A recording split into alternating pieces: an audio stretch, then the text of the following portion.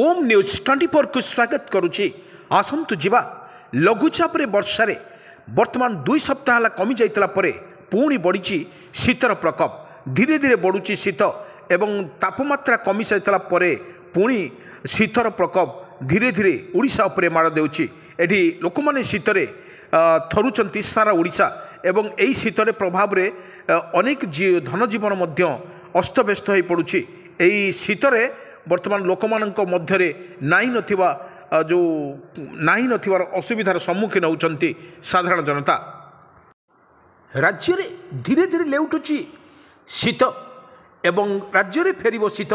लघुचाप जनित वर्षा पाई राज्यरू दूरे जाइतला ठंडा एवं धीरे धीरे शीत लेउटी होउची। किछि दिन व्यवधान परे पुणी राज्य रे तापमात्रा ह्रास हेबा सहित लागिछि। ताहार मन परिमाण स्वर पहाड़िया अंचल गुड़िकरे पारद 10 डिग्री निकट रही। यही स्थिति को आगुक जारी रही सह तापमात्रा आहरी ह्रास पाइब फल शीत बढ़िबार संभावना रही।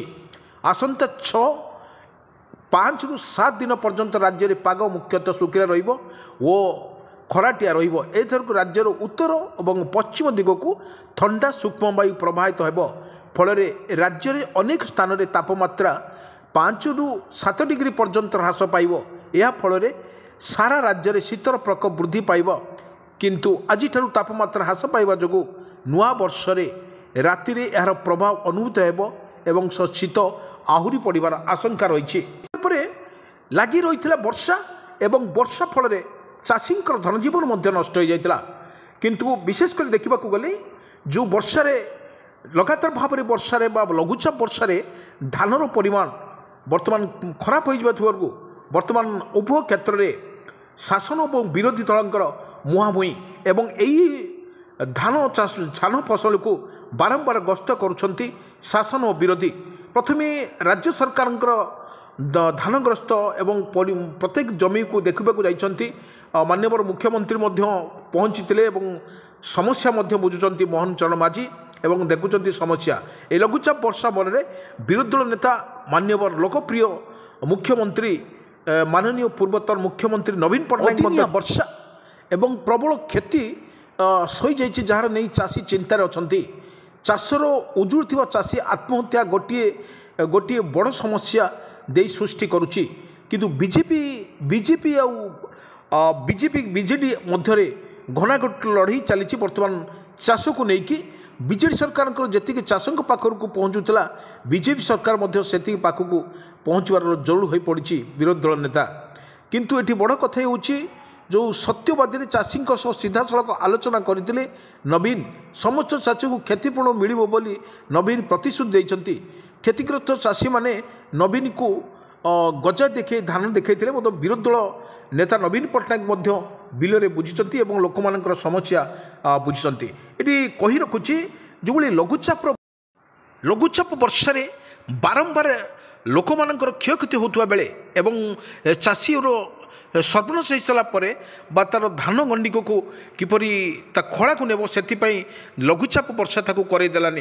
किंतु सरकार तरफ जो घोषणा कर कंचा कंचा पाची नथिबा धान को से पिटी निज खड़ा को नहीं। किंतु ये बड़ कथा होगी प्रकार परिस्थिति वर्तमान कृषक भाई माने गति करुँच। किंतु बड़ दुख लगुच जो भाव में वर्षा लगी रही कुहुड़ी से भाव में लगी रही वर्षा एवं जाती रही। किंतु एवं जा अपडेट न्यूज सामना को आसूची जो जगह लघुचाप सृष्टि होता घूर्णिबल सृष्टि होता सेठी पुणी 3 तारिख दिन एक लघुचाप सृष्टि होवार संभावना रही। 3 तारिख दिन में ओडिशा पर प्रभाव पड़ न पुणी या 7 और 8 रे एटार लघुचाप सृष्टि हम जहाँ पूर्वानुमान कर आंचलिक पाणीपाग विभाग केन्द्र।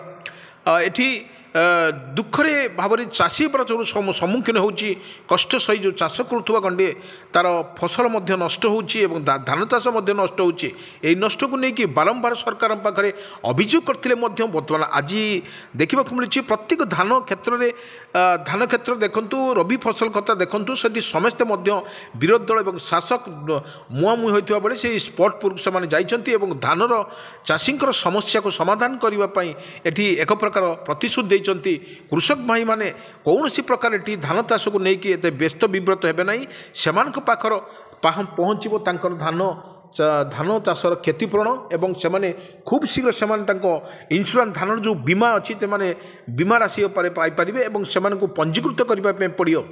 ତାହା ମଧ୍ୟ ସରକାରଙ୍କ ତରଫରୁ ନିଷ୍ପତ୍ତି କରାଯାଇଛି। କିନ୍ତୁ ବଡ଼ କଥା ହେଉଛି ଯେଉଁଭଳି ଲଘୁଚାପ ଫଳରେ ବର୍ଷାର ତୁଆକୁ ତୁଆ ବର୍ଷା ରହିଲା, କେଉଁ ଜାଗାରେ ମଧ୍ୟମ ଧରଣର ବର୍ଷା ରହିଲା, এই ବର୍ଷାକୁ ନେଇକି ଚାଷୀ କୂଳ ହତାଶ ହୋଇପଡ଼ିଥିଲା। କିନ୍ତୁ ପରବର୍ତ୍ତୀ ଦେଖିବାକୁ ଗଲେ ସରକାରଙ୍କର ଘୋଷଣା ପରେ ଯେଉଁଭଳି ଦିଆଯାଇଥିଲା ଧାନ କୁଇଣ୍ଟାଲକୁ ନେଇକି 3100 ଟଙ୍କା ବଢ଼ାଇବା ପାଇଁ ତାହା ମଧ୍ୟ ସରକାରଙ୍କ ତରଫରୁ ମଧ୍ୟ ପ୍ରତିଶ୍ରୁତି ଦିଆଯାଇଥିଲା।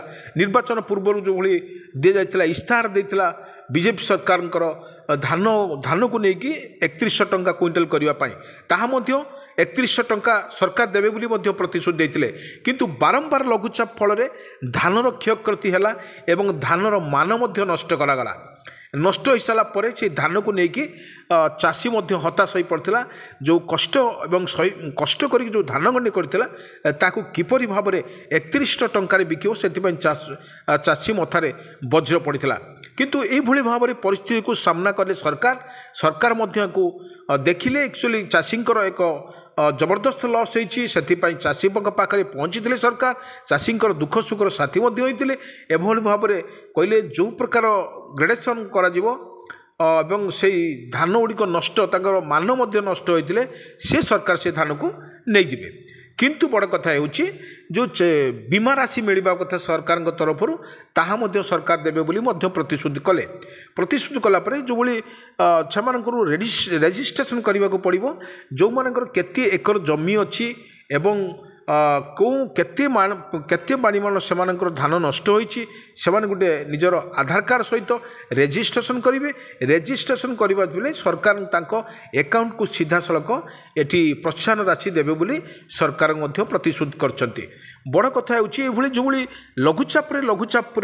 ଲଘୁଚାପ ବଳି ଓଡ଼ିଶା ଉପରେ ପ୍ରଭାବିତ ହେଉଛି ଏବଂ ଏହି ପ୍ରଭାବିତ ଅନ୍ୟ ଆଡ଼େ ଯେଉଁ ଅନ୍ୟ ଦେଶମାନଙ୍କରେ ବା କଣ୍ଟ୍ରି ମାନଙ୍କର ଯେଉଁଭଳି ଲଘୁଚାପ ସୃଷ୍ଟି ହେଉଛି ତା ଓଡ଼ିଶା ଉପରେ ମଧ୍ୟ ପ୍ରଭାବ ପଡ଼ୁଛି।